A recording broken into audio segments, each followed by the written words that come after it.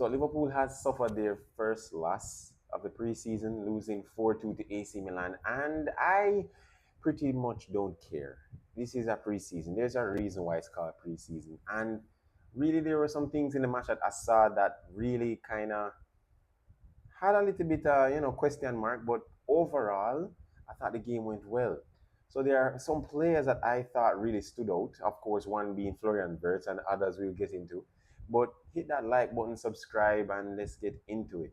So one of the things that I took from this game is how we played in terms of our build-up play, in terms of how we kind of position ourselves when we had possession of the ball, which was very important. I thought in terms of tactics, Ernest is still kind of tinkering, seeing what works for him.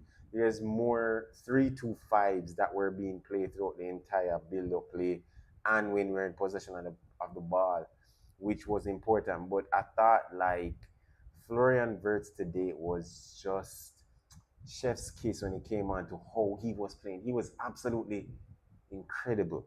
Like when you're in the schoolyard and playing scrimmage and your players them really just kind of your friends just playing and just play ball, and there's always this person that stands out that makes the game looks really easy and chilled.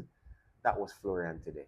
Of course, there wasn't any recognized striker, but how we how Florian just kind of just nicely glided in and out of the spaces. He's just a great person when he plays in between lines.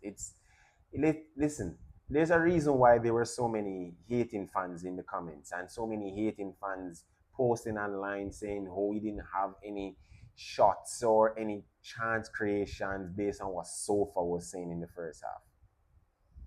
And I didn't even like listen or even took on some of those comments because it was just crazy.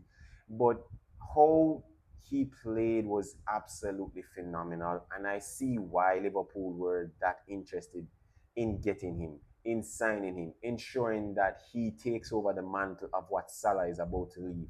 Because really, his link-up play with Salah was very good. This is their first call it game where they were playing a real Champions League team, a real team that competes in their own league in AC Milan in the Serie A as one of the title contenders. And you saw how he kind of just broke the line down so easily. And it makes sense for Arne to take him off in the first half. Of course, everything is for fitness. Everything, how we played with only one recognized centre back in Virgil van Dijk, which is absolutely mental because Joe Gomez was injured and was sent home early. According to Ernest Slotty, it's not a major injury, but one that he can go home. So having Virgil there as the most recognized centre back, and then having Ryan Gravenberch as his partner, it kind of was kind of unbalanced. And then Stephenson, who was playing right back, played a pretty decent game. But the key players in this game, I'm going to talk the first half. The first half, the key players outside of Florian was Dominic Soboslai and I almost can't remember him, Ria Ingumo, who was absolutely sensational. Listen, I know that his birthday is next month in August. I think it's August 29th. But that young man has such a talent and is a wonderful prospect for Liverpool for the coming years. If his development goes as to how we're seeing and it's consistent, I believe that this young man can crack that starting 11 at probably at the age of 18, 19. I think probably with Arne, if he's looking at it, does he now play with the under 21s because he can't play with the big men or the starting 11 of the team? Possibly, but I think for his development, he has to get the reps in. He has to play games like this against top teams. Yes, he's going to make mistakes. Yes, he's going to probably be inconsistent, but these are the kind of games that you put those minutes under his belt for his development, right? For example, PSG Desiree Doué, he's what 18, 19, but has been playing for Reims or Renault, I think the club's name is, from he was 17, 18. Now, yes, the league is kind of different in terms of intensity and pace, and probably the competition isn't as competitive as the Premier League, but you still have to get the reps in. Now, it's going to be challenging for him to do so, but he has made a great impression for his pretty much kind of like his first debut preseason for Liverpool, and I think it's going well. He's showing promise. He could be that backup to Gakpo on the left. I still kind of believe that Liverpool are looking for a winger, but they might just use Gakpo on the wing. It could be that they're looking at Rodrigo, who knows? But Nguma was absolutely phenomenal. Now Dominic Soboslai was absolutely, it was great. Let me just put that way. Dominic Soboslai is making a statement to say that I am not giving up my number 10 position. Dominic Soboslai is pretty much saying in the face of Ernest that I am not giving up my starting 11 position for someone who you paid 170 million pounds for. He's saying I don't care because he's going to ensure that he's starting. And what he did today, particularly that goal, kind of makes it difficult for Ernest to drop him.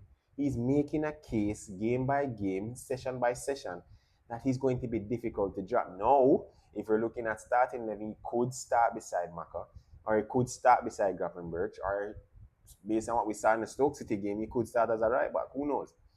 But his play, how he played today, was absolutely, it was breathtaking. He was drifting in and out between the lines. He was picking up the ball in deep areas of the pitch, particularly in the build-up phase. And then because Florian is inverting or kind of more involved in the build-up play as well, he's also Sabozai begins now to push on into like the half spaces, pushing beyond as kind of like that false nine beside Harvey Elliott, who also played a pretty decent game. But Sabozai is making a case that it's difficult to be dropped from this team. And I think that is going to be like really, really important.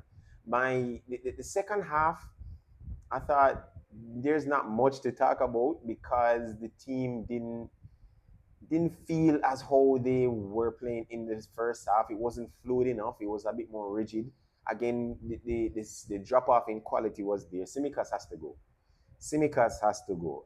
He has played a wonderful what was it called? He had time for Liverpool, got his contract extension, playing as a backup to Robertson. But I think it's time for him just to kind of transition into a different team. He can play in the league. He could play for Brentford or for Brighton or maybe Sunderland, any one of those mid-table. Doesn't really matter. But his play was suboptimal, and the reason for the fourth goal, we don't really need to talk about it, but he was the main reason for the fourth goal. But in the second half, I think two persons that really stood out was again Trey Nyoni, who was really, really good. He is such a chilled player. You know, like when you hear your missus or your girlfriend kind of just talking loud, and hey, listen, I'm not listening to any of the ladies. I'm just saying there are some who's just like very hysterical. Some are just hysterical and over the moon, and then you have the spouse who's just pretty chill, just watching TV, just drinking his beer, and just going by. That was Enyoni today. Enyoni was so chilled in his gameplay, his composure. His it's stark from like a stark reminder of a little bit of how Gerard was playing at the latter part of his years, kind of like a little tip of Shabby Alonso esque when it comes down to his gameplay. He was very, very composed on the ball, lovely, drifted, was kind of collecting ball in the half spaces, collecting the ball in like deep line build up, and just floating in and out of the six beside Morton or beside Gavin Birch along that line, and he was really good. I thought, and also he made kind of interesting little shimmy. He did his shifts and jukes here to get inside the box. Probably should have taken a shot, but didn't. But he was very, very good today in the second half. And also Jeremy Frimpong. Listen, I just want to let you know, Jeremy Frimpong is going to be an issue when it comes on to the latter parts of games. If you're taking off Salah, or if you're keeping Salah and you have Jeremy Frimpong running at you in the second half, he is an Energizer Bunny 2.0. I'm telling you from now. The only thing that I think he has, or a few things that I think might go against him. One is that he's a little bit light. He needs a little more muscle definition, kind of more muscle mass. And I think probably maybe next summer he might add more because I think he's lean in terms of muscle physique. He's very lean, but he's strong. He's strong off the ball. But I think in the Premier League, you're going to probably need a little bit more just to kind of balance itself when you have persons trying to take the ball from you. But I thought he was very good today. Lovely play, link up play with Bradley. Lovely link up play with Ben Doak as well and Curtis Jones. But today we can't really talk about it.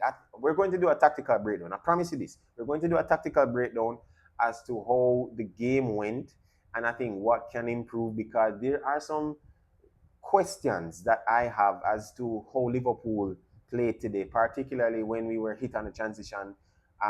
AC Milan was countering a lot, and I think that's going to be very, very important because I think persons have kind of looking at that game. Teams are going to probably try that. So that's something that I think Arne Slot is going to look into and try to fix, and he has to fix because that was also an issue for Jurgen Klopp in his time as well. But guys, let me know in the comments how you feel. Like, share, subscribe, leave a comment, and let's see if we can get this up to 200 subscribers, 1,000 before the year ends. Till next time, guys.